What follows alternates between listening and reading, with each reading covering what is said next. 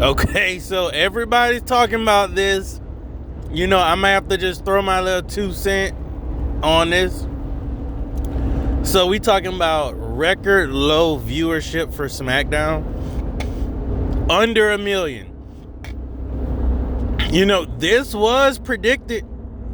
A lot of people was predicting, saw the ratings go down. And I wonder, I doubt that this has anything to do with this because the show was garbage. But a lot of people were watching, including myself, was watching SmackDown live through the USA Network app. Now, I think, by it being live and you're watching it through the USA Network app, that still counts as viewership. Now, September 30th was the last day that app worked. Supposedly, the USA Network and Peacock had some kind of deal or something where the USA Network library moved to Peacock. But that live service where the USA Network had like a section of live where you can watch certain stuff live. So they had like 10 or 15 channels that you can watch live in your area, like east west type stuff. So I would actually watch SmackDown live off the USA Network app. Now I have to VPN through Netflix and jump over hurdles and stuff to watch SmackDown on my TV. Now, I'm tech savvy in doing that, but you might have some people that just like, okay, if it ain't coming on the USA Network app and they not paying buku money for cable, they not watching SmackDown. I think that plays a part of it. Of course, Triple K, Triple Fraud, Triple H been booking horrible shows. But then you still have some people that are like big WWE fans that, we watch Raw and SmackDown faithfully.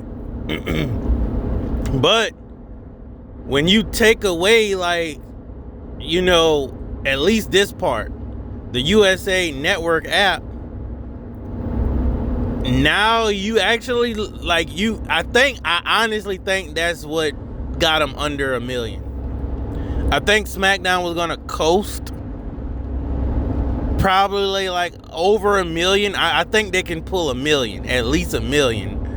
But I think taking away that USA Network app, you saw that like 100K, 200K drop off, I'm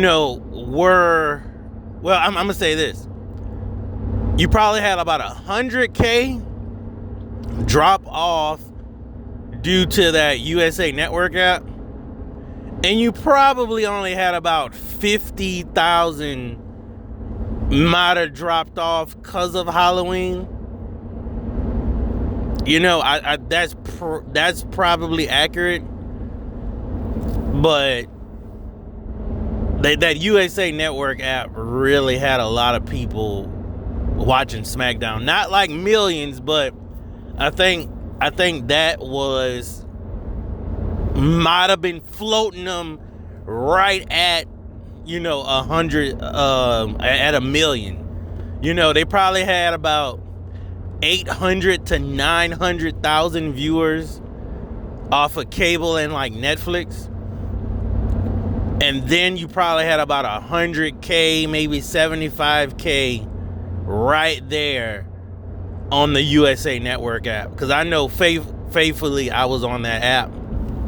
And if you didn't have cable, but you know your grandma had cable, aunt had cable, parents might actually have cable, you could just log in on that USA Network app, and boom, you got it. So, you know, SmackDown has been trashed too. I mean, you had people tuning out every single week, like they cannot watch this, especially when it was 3 hours. Man, that was horrible brain rot to watch SmackDown for 3 hours. Like, you gotta get up and walk away. Like, you can't sit there 3 hours like and watch that. Even Raw.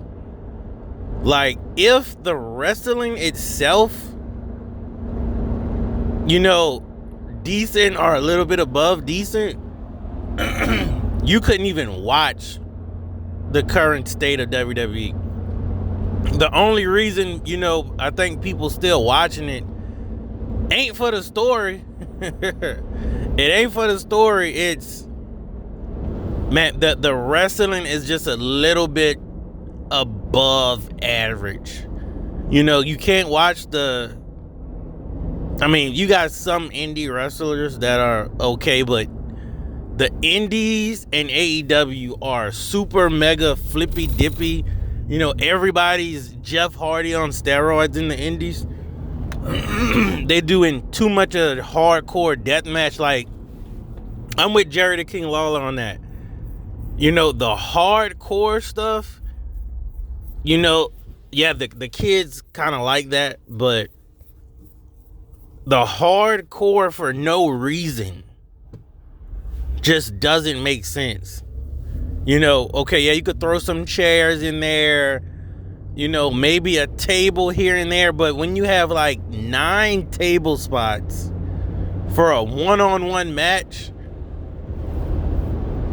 it ain't right. Like, at least, you know, I forgot who John Moxley was fighting with, Darby Allin or something. You know, they had a lot of heat with each other. That's why their little death match or whatever they was doing, you know, made sense. But a lot of these wrestlers rely on hardcore to try to get their matches over. You got to look at like CM Punk and Drew McIntyre. They didn't have their Hell in a Cell until, you know, months of build-up. Like, literally months of build-up. They had 3 matches before they even got to that Hell in a Cell. So, that's the alternative, is WWE. Trash WWE. You know, dog water WWE wrestling. So, I think, you know, SmackDown, you don't get a pass.